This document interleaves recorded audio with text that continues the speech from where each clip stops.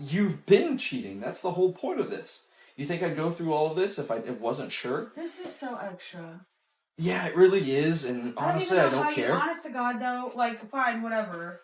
I have a Tinder. I don't even know how you found this. Like, I told you I looked it up on I Cheetah didn't intend for you to find that at all. And, Oh, like, I don't man. want to leave you.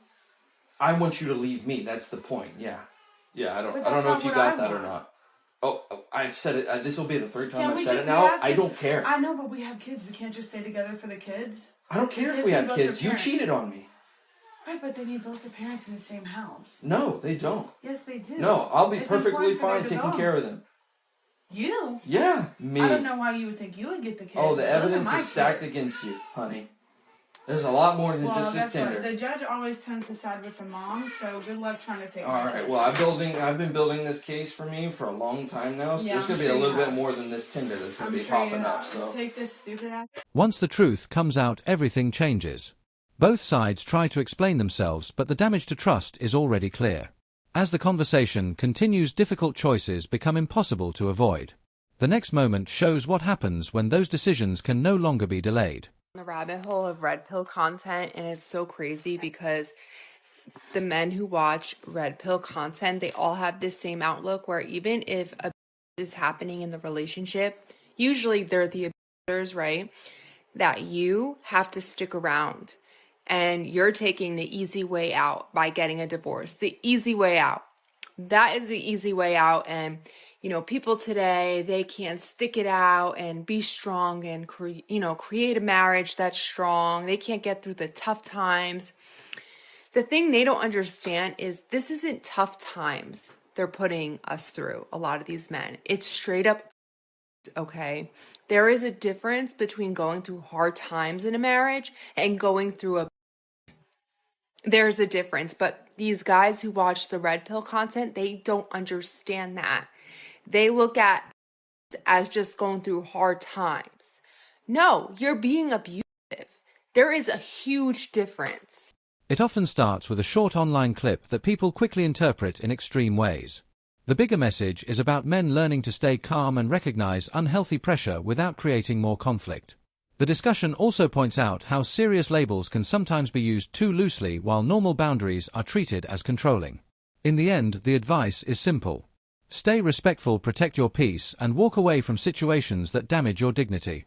And you're a man, okay? As a 60-year-old man, and you want to date someone younger, let's say. This happens a lot, right? You're just attracted to the 25-year-old woman, 30 at a push, but you want a significant age gap.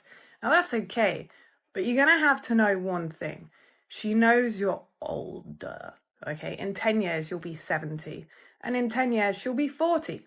Which, it doesn't make you it's still kind of socially acceptable. I don't know if it's morally correct, unless you enhance her life in some way. Like, there's no way a 23-year-old woman, is going to date a 60-year-old man unless you have money. And that's just the honest truth. Like, you're going to have to pay her some kind of salary, take her out for dinner, make her feel like a princess. But then you see guys, they've had all this work done at 60 and they look fucking good. If they have Botox, they look after themselves, they do look good. But the fundamental thing is here, The debate begins with the idea that money and personal benefits have always influenced relationships. People naturally value different qualities in a partner, and expectations can vary widely. Someone who has spent years building a career may simply want peace, respect, and genuine support. Age gap relationships also spark debate because people have different views on what drives those choices. In the end, a strong relationship depends on what both people bring to the table. We just talk about dating in this generation. As a single mother, although my child's father is active in his life, I'm still single. So technically I am a single mother. A mother who has a full-time job and a part-time job.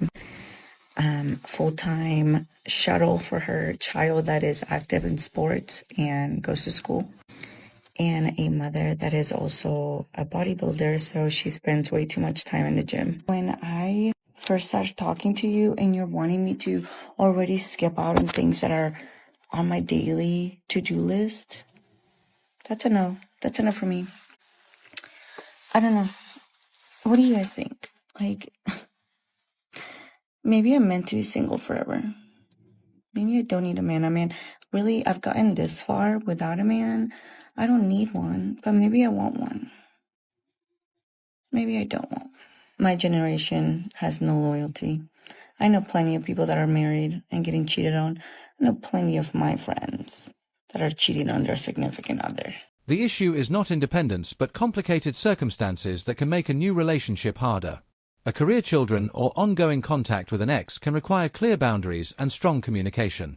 Healthy relationships need trust, respect, space, and effort from both sides. Here, I forget the creator's name, but she was talking about how she had a guy friend that she thought they were really close, really cool, and apparently he ends up asking her for a sexual act, and it was very upsetting to her because she felt like they were friends, and like, how do we go back to being friends after this?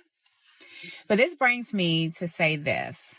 I had a guy friend once that I thought was my best friend for years, okay?